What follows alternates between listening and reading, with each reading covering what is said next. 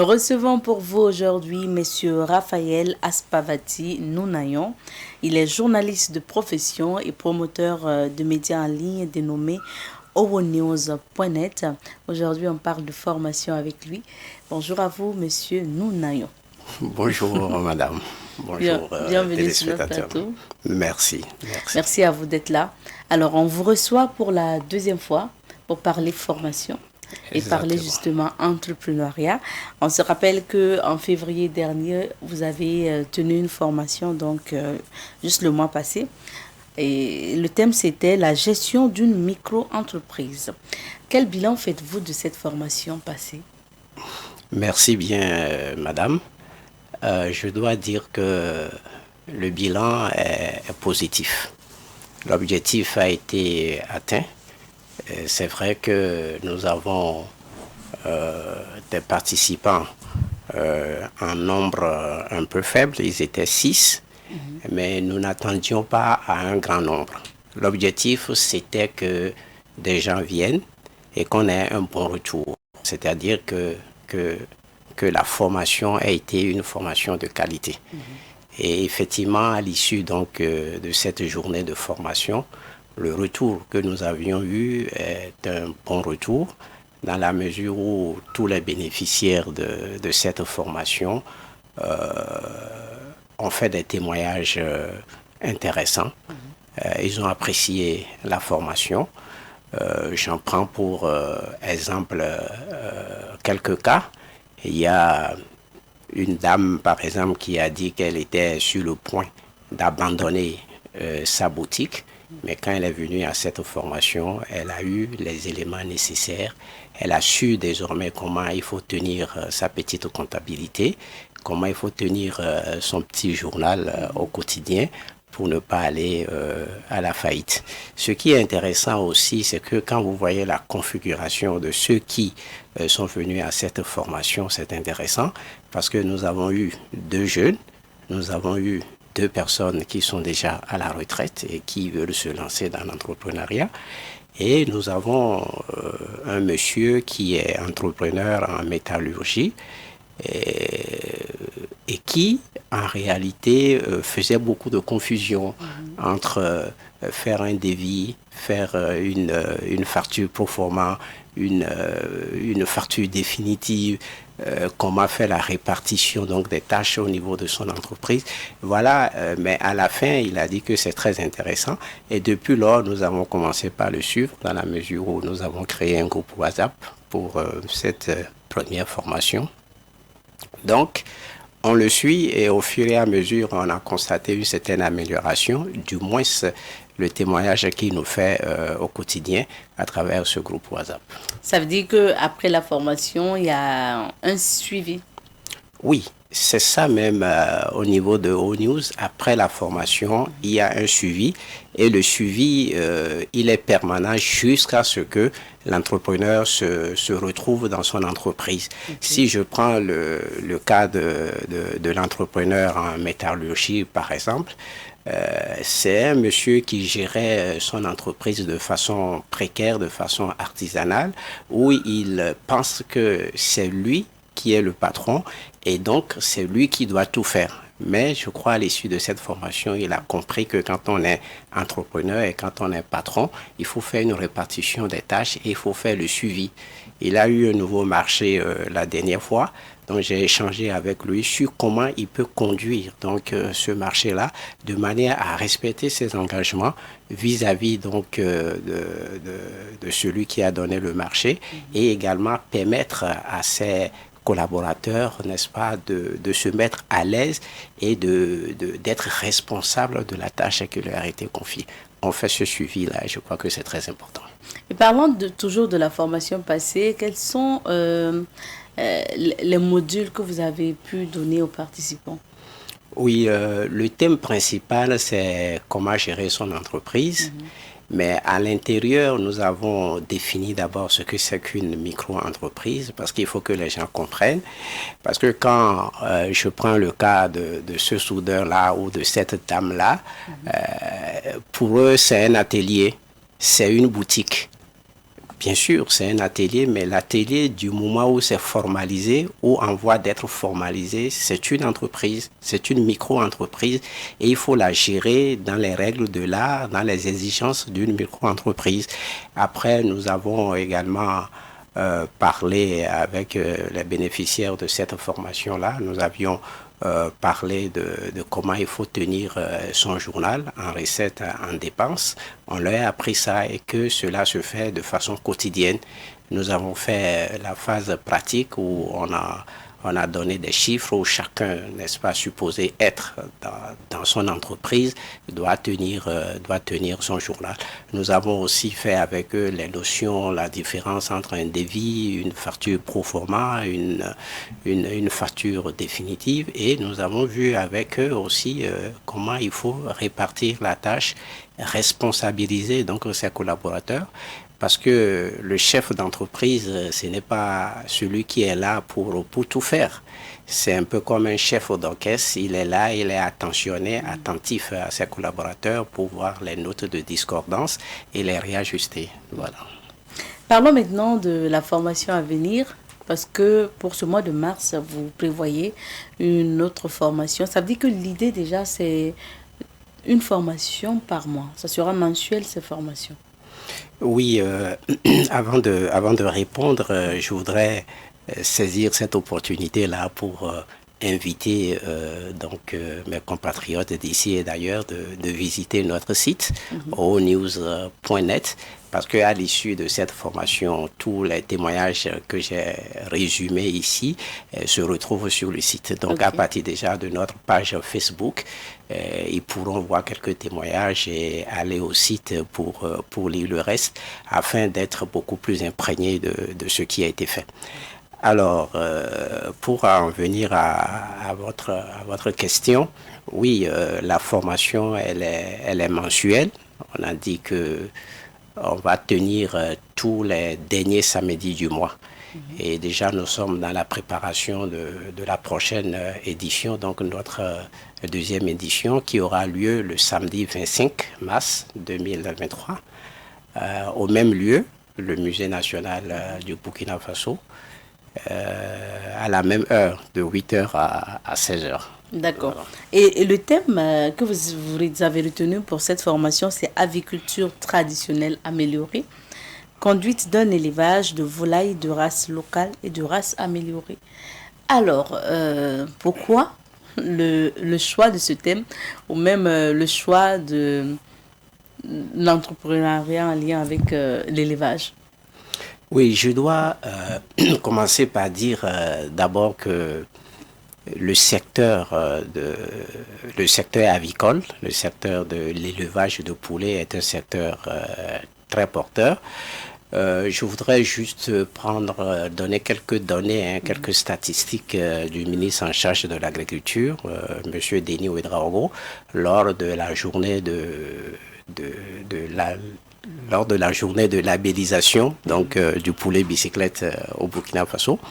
Il a eu à dire que par jour, à Ouagadougou, on consomme 80 000 têtes de poulet par jour.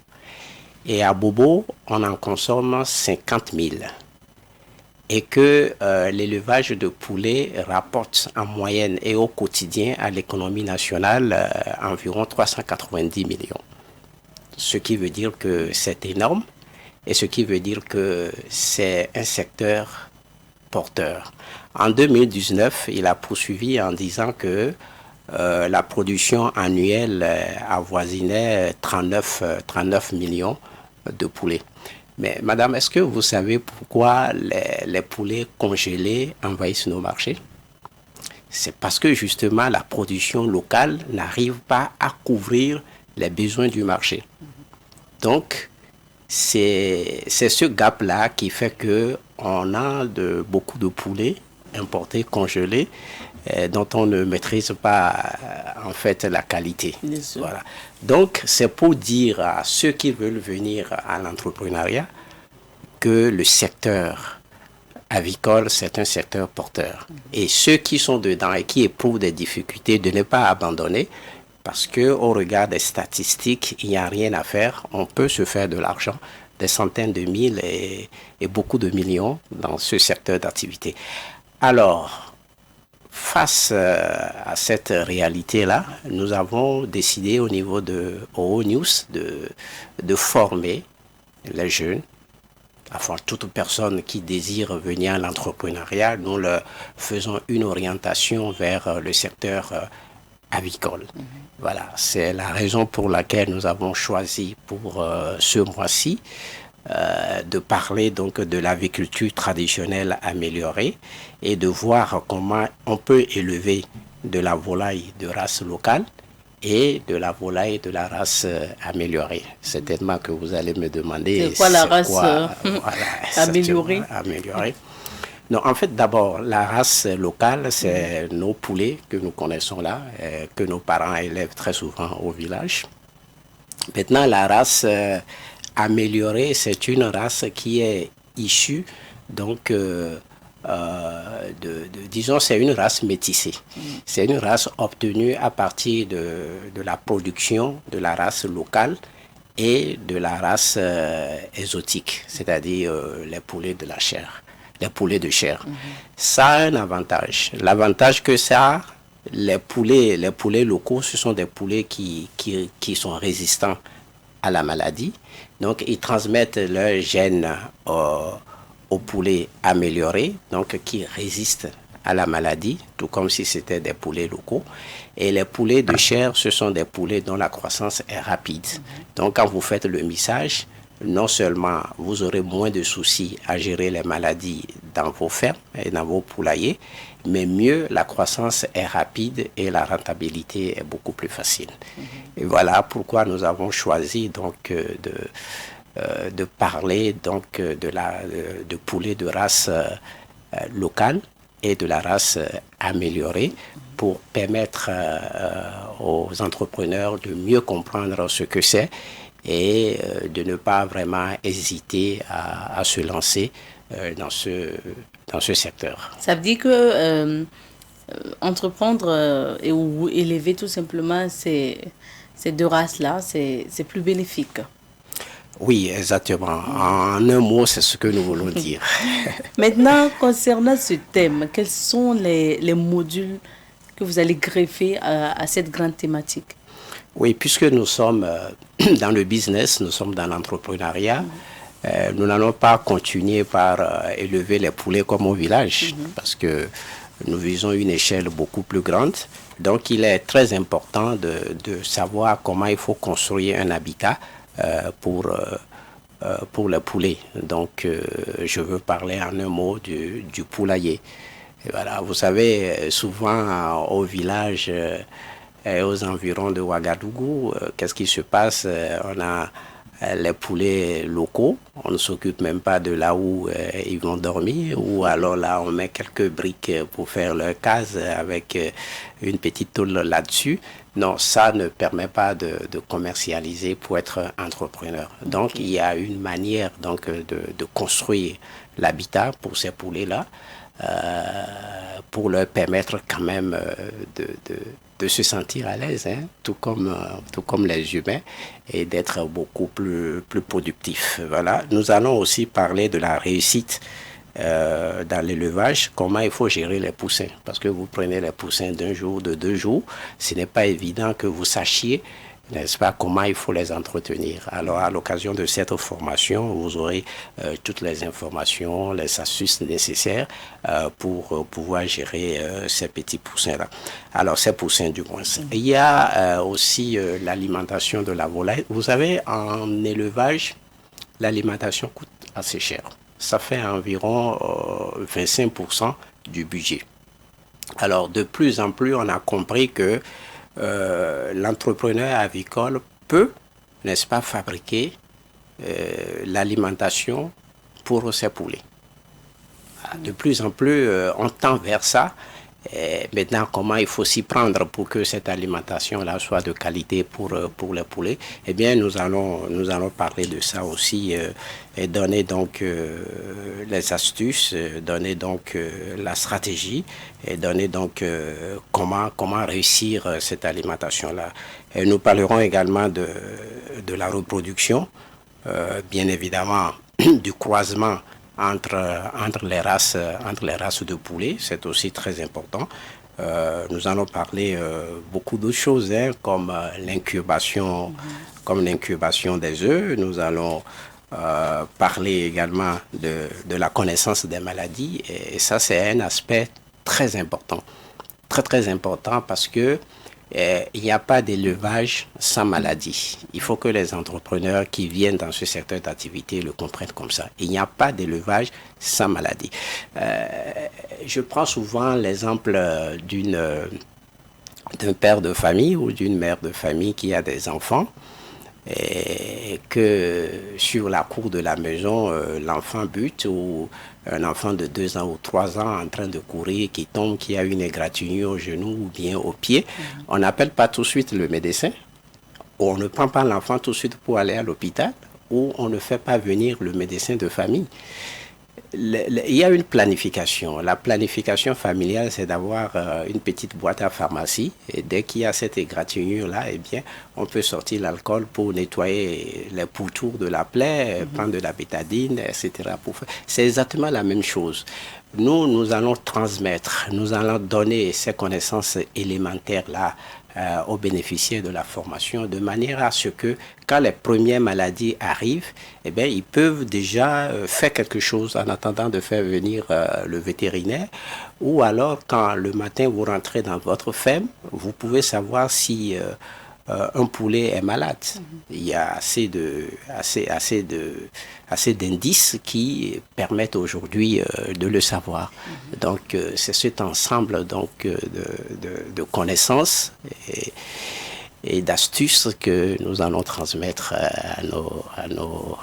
aux bénéficiaires de la formation. C'est entre autres. Entre autres. Et nous espérons surtout que vous allez apprendre à ces participants aussi comment se relever après avoir perdu souvent, hein, pratiquement tous ces poulets, parce que ça arrive, surtout dans le secteur de l'élevage. Vous avez parlé de la maladie tout à l'heure.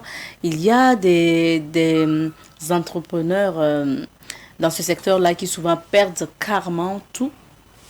Et c'est difficile souvent de se relever. Oui, il y a une vérité qu'il ne faut pas occulter. L'entrepreneuriat rime avec le risque. Ça, c'est une évidence. Si quelqu'un vous dit que vous venez dans l'entrepreneuriat pour faire de bénéfices et rien que de bénéfices, à tous les coups, il ne dit pas encore la vérité. Okay. Ça rime avec le risque. Ce qu'il faut faire, c'est qu'il faut se faire former pour limiter le risque. Mais il y a des risques inévitables. Je vais vous donner l'exemple d'un monsieur qui fait de la cuniculture. Je tais son nom. Et ces lapins, il y a une maladie, une hémorragie qui a atteint ces lapins et il a perdu entre 8 millions et 14 millions de francs CFA en l'espace d'une semaine. Il fait quoi? Il ne va pas abandonner parce qu'il est déjà dedans. Oui. Il ne va pas abandonner.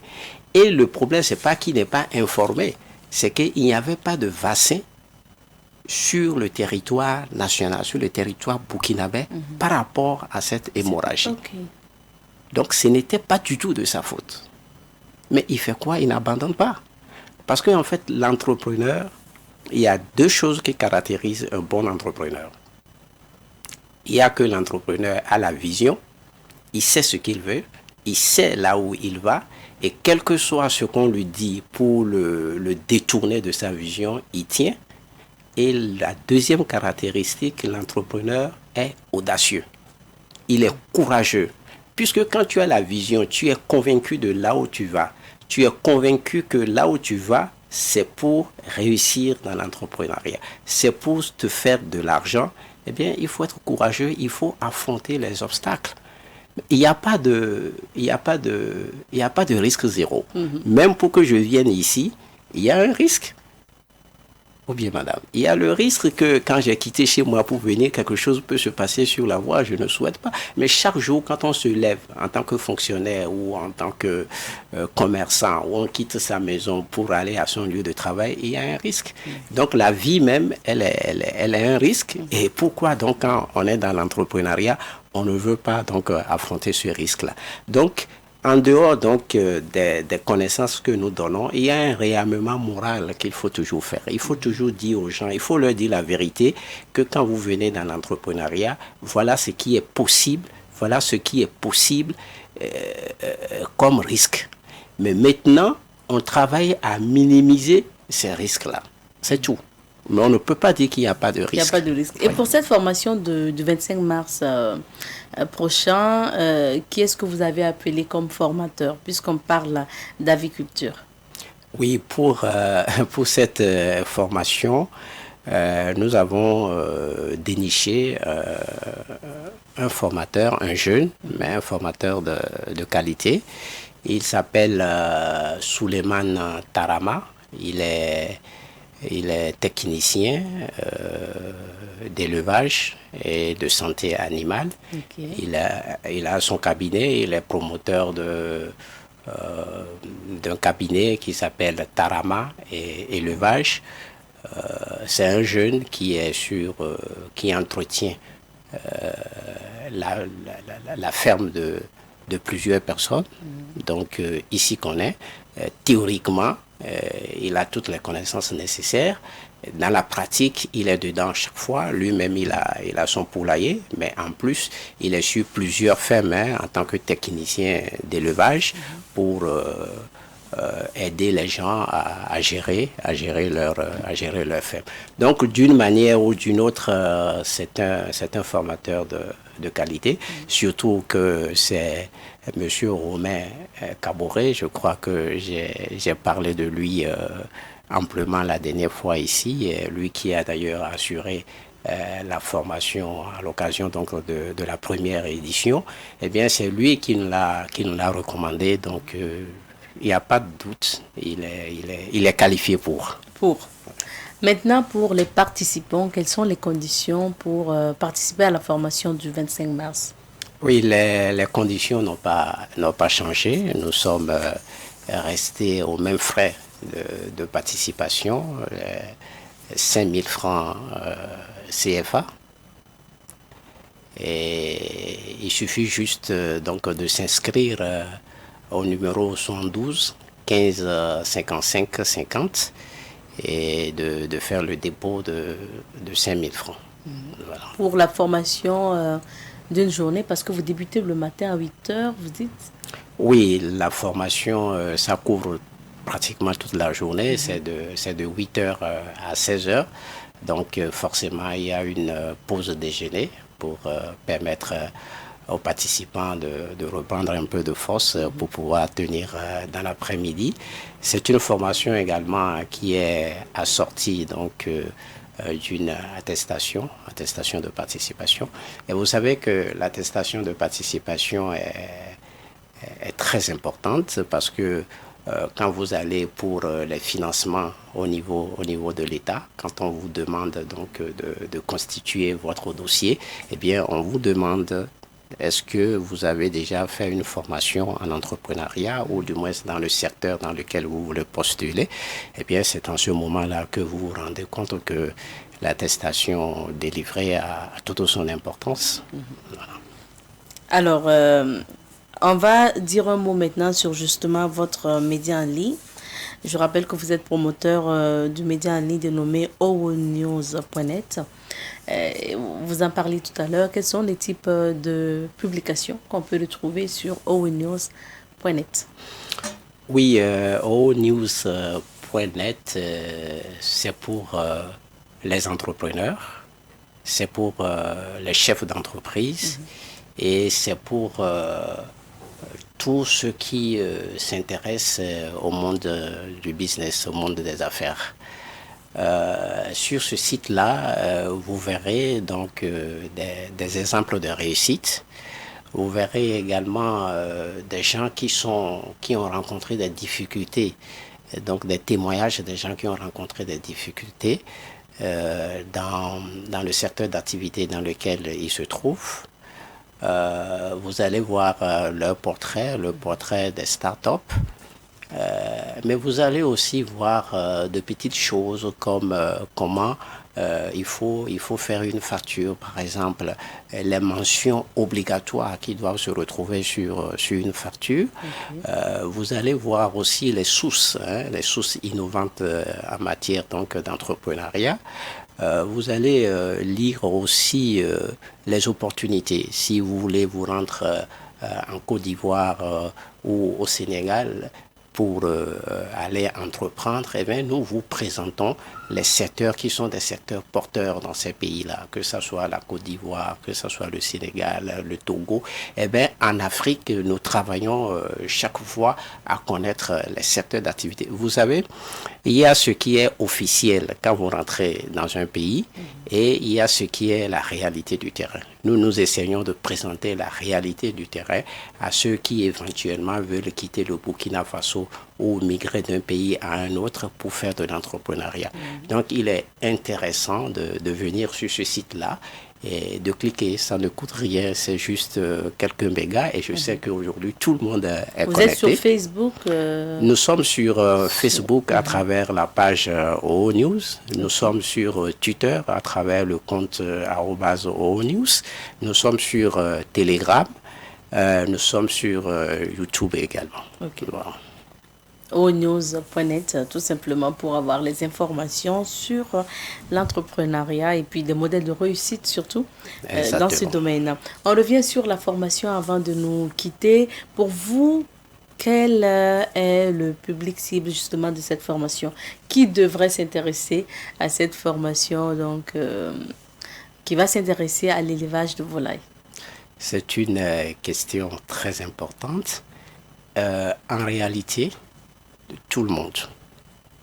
Tout le monde, parce que l'un des objectifs que nous poursuivons dans cette vie, c'est d'être à l'abri donc du besoin, c'est d'avoir de l'argent. Et là où il y a de l'argent, ce n'est pas réservé pour une catégorie de personnes. Voyez-vous. Donc, tous les jeunes qui veulent se lancer dans l'entrepreneuriat, à preuve qu'à la formation dernière, nous avons quand même 2 personnes qui sont déjà à la retraite et qui veulent se lancer dans l'entrepreneuriat.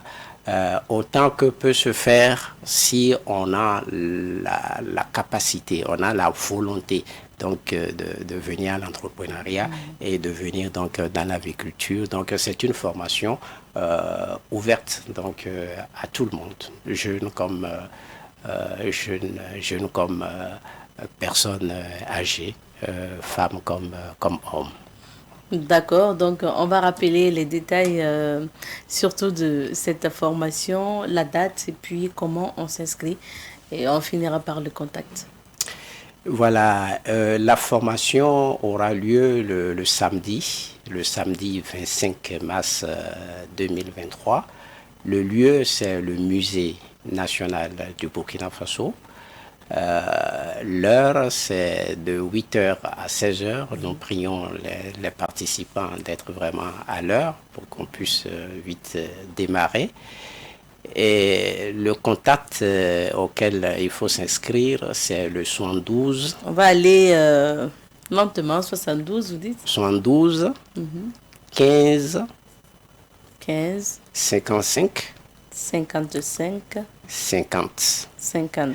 La dernière fois, les gens nous ont reproché le fait qu'on ait mis un seul numéro. Et donc, pour cette fois-ci, nous avons ajouté un deuxième numéro. D'accord. Qui est le 75. 75. 71. 71. 71 à nouveau. 71. 72. 72. Donc, 2 contacts pour s'inscrire. Et voilà, donc le 72 15 55 50 et le 75 71 71 72 pour participer à la formation, bien sûr, de votre structure OONews.net. Et je rappelle que le thème de cette formation, c'est aviculture traditionnelle améliorée, conduite d'un élevage de volailles de race locale et de race améliorée. Merci à vous, vous, Monsieur Aspavati, donc d'être passé sur notre plateau. Merci On souhaite beaucoup. encore une bonne Merci. formation pour le 25 mars prochain. Merci beaucoup et vraiment merci pour l'accompagnement et l'opportunité que Savant TV me donne de venir parler de tout ceci. Et je pense que dans de très très prochains mois, nous pourrons faire de grandes choses ensemble. Merci. Inch'Allah. Je rappelle que nous recevions comme invité aujourd'hui M. Raphaël Aspavati Nounayon. Il est journaliste de profession et promoteur du média en ligne dénommé onews.net. Nous le recevons aujourd'hui en tant que promoteur de cette formation mensuelle. Et pour ce mois, vous avez la possibilité de vous inscrire pour les formations ou pour la formation à venir le 25 mars prochain de 8h à 16h du côté du Musée national du Burkina Faso. Alors c'est ici qu'on va s'arrêter pour l'entretien d'aujourd'hui.